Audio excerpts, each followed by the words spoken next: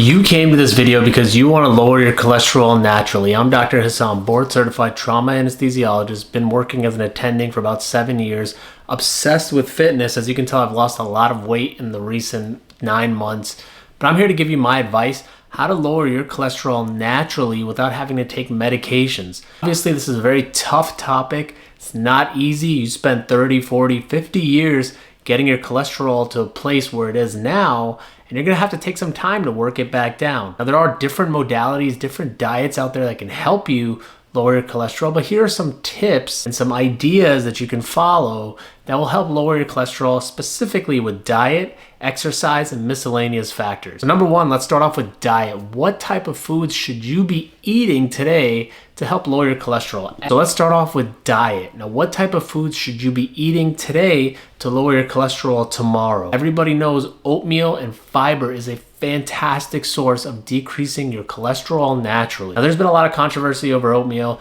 Oatmeal itself has many different variations. What you need to know is that glyphosate-free oatmeal, so if it says GF on the actual oatmeal label and it's green, that means it doesn't have glyphosate in it. And glyphosate is a petrochemical pesticide type of thing that affects the oatmeal itself, that's sprayed on the crops themselves. It can cause issues in your gut, which can be related to either lactose intolerance, IBS, IBD, all those kind of things. But more typically with adults, you see bloating. It's because your body is kind of rejecting that glyphosate.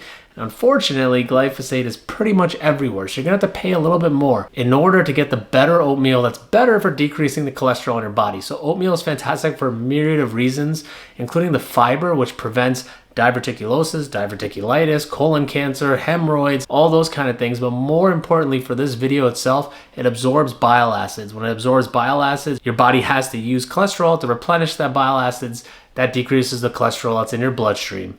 So oatmeal is a fantastic source. Also, you want to have berries. Berries have antioxidants, but they also have fiber, and they also have properties within them help lower cholesterol. But more importantly, aside from the berries, you want to have nuts. So almonds, cashews, not too many cashews because cashews have a lot of calories and fat themselves, but almonds, walnuts, those kind of things, fantastic for decreasing your cholesterol naturally. I tell my friends, my family, any patient who asks me if they want to decrease their cholesterol, they have to change their diet first, because diet, no amount of exercise will out-exercise a diet. You can work out for 18 hours a day, but if in the other 2 hours you consume 4,000 calories of fatty fried food, you're not going to be able to, lower your cholesterol.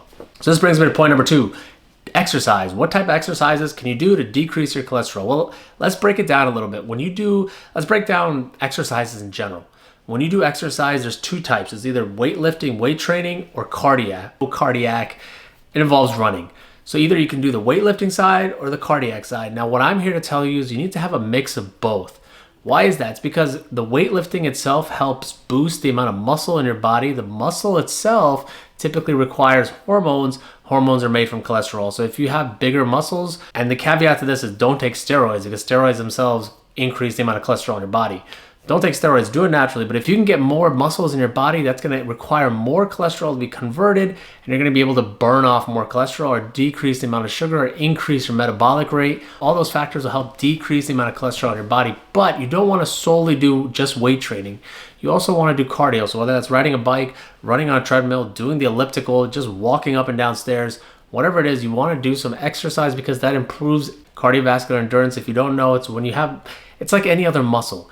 Your heart is like any other muscle. So if you exercise it more, it's going to get stronger. The more you exercise it, the more vascular it'll become. It'll require more oxygen. So it's going to release mediating factors that are going to help increase the size of your arteries. Cholesterol itself is not bad. The problem is when cholesterol sticks to the side of your arteries, it sometimes causes a jagged point at the edge. If there's a jagged point like this, blood pools in here, causes a blood clot that comes around the edge, and then it blocks off the entire artery, and that's how you have a heart attack. So realistically speaking, if you can do some exercise cardiac-wise, not stressful exercise, but some cardiac endurance exercises, whether it's, like I said, running on a treadmill, bicycle, whatever it is, that's going to put a little bit more demand on your heart. If you do it 3 to 4 times a week, it's going to cause your heart to have to increase the blood flow to your heart over time, which should hopefully help dilate your arteries as well. Along with that notion, it's going to help decrease the total calories in your body, which will then help decrease not only the fat tissue, but the cholesterol in your body. So ideally speaking, you want to have some weight training exercises and some cardiac exercises. A typical routine would maybe be 30 minutes of exercising on the weights, whether it's just picking up dumbbells, doing the machines, doing some leg exercises, whatever it is. 30 minutes of that, and you want to do at least 15 minutes of some sort of cardio. So a 45-minute workout, 30 minutes on the bench or doing weightlifting, and 15 minutes doing some sort of cardio, ideally 20 minutes, but if you can get 15 minutes, that's going to be fantastic for you. And you want to aim to do it about 3 to 4 times a week. 5 times a week would be ideal. 3 to 4 times a week would be fantastic, especially if you can do it 4, because now you have 4 days of exercise, 3 days of rest. It's a fantastic combo. And number 3, this is not talked about enough. It falls in the miscellaneous category. But as a physician, as somebody who's done it themselves, I've cut out seed oils from my diet completely. Not completely, but about 90%. It's because seed oils are in everything. But you have to understand, seed oils come from corn or other types of vegetables. A typical liter of seed oil requires 75 pounds of corn. So 75 pounds of corn has to be compressed, squished, and the oil has to come out of it, and that's what makes a liter of canola oil that you see. That means there's a lot of corn, a lot of calories, and a lot of things that are not good for you in that oil itself. Therefore, I took the initiative myself. I didn't recommend this to anybody before. I had to see if it worked for myself. I cut out the majority of seed oils because it's impossible to cut it out 100%. Now, you'll find some YouTubers, some TikTokers who go ahead and cut it out completely, and more power to them. It's very hard to do. More than likely, you're going to have seed oils in cookies and chips and anything you have to eat for fun in this life. So you can't cut it out completely because, you know, the industry has pretty much become seed oils. But if you can limit it, so don't put any extra oil on your chicken, don't put any extra oil on your beef or your burgers or your pasta. If you can decrease the amount of seed oils in other parts of your body, other parts of your diet, then you might have a fighting shot at getting rid of most of the seed oils in your body. Now, typically it takes about 7 to 9 months to get rid of a seed oil that comes into your body. So if you don't understand, seed oils, typically they absorb into your fat, and once they're in your fat, they stick around for a very long time. This means that seed oils could potentially hang out for a whole year. I myself, over the past 9 months, were able to wean off of seed oils to a great degree, and it's had a tremendous amount of effect in my life. Obviously, I can't speak objectively. This is all anecdotal evidence. This is what I've gone through myself. But I feel like, one, I have more energy. I feel like my testosterone levels are higher. I feel like my ability to work out is a lot more. I sleep a lot better. Now, these are all, not scientific points. It's just how I feel. How did I do it? Well, basically, I changed my diet around where I focus around 1 meal a day, and then I have a second meal, which involves oatmeal. But that one meal that I have every single day, I don't put any oil in it. So I use the natural oils from the meat itself to cook the food, to cook the eggs, to cook the pasta, rice, whatever it is. I try not to use any additional seed oils. Now, if I need to use oils to fry something, I try to use ghee, which, if you don't know, it's a old traditional Indian, Pakistani form of cooking oil. It comes from cows.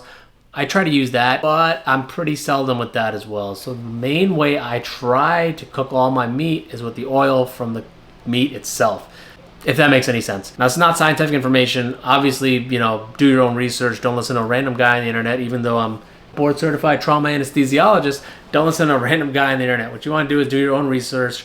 I can tell you, personally speaking, cutting out seed oils has done fantastic for me in my life so far. In the past 9 months, my blood tests have been great. I have supplemented cutting out seed oils by eating oatmeal every single day. The oatmeal itself helps absorb some of the cholesterol that comes out of my rear end in the toilet.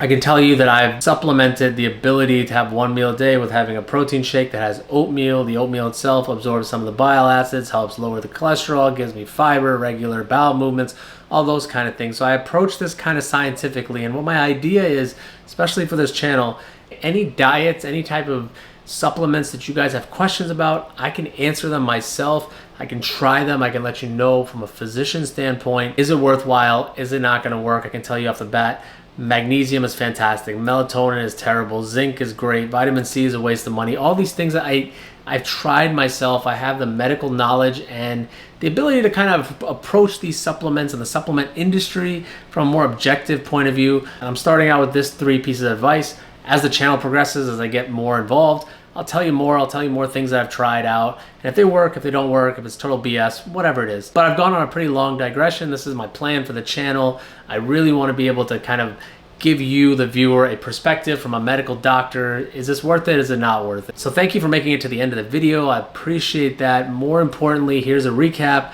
Number 1, diet. Try to get some oatmeal, try to get some berries, try to get some almonds. Number 2, exercise. Try to get 45 minutes of exercise, 30 minutes of heavy, not heavy, but some sort of weight training, 15 minutes of cardio endurance type of things.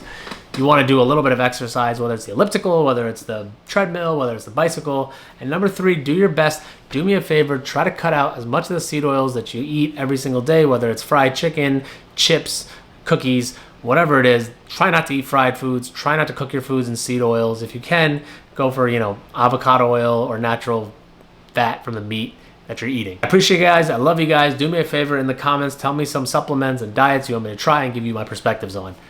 See you on the next one.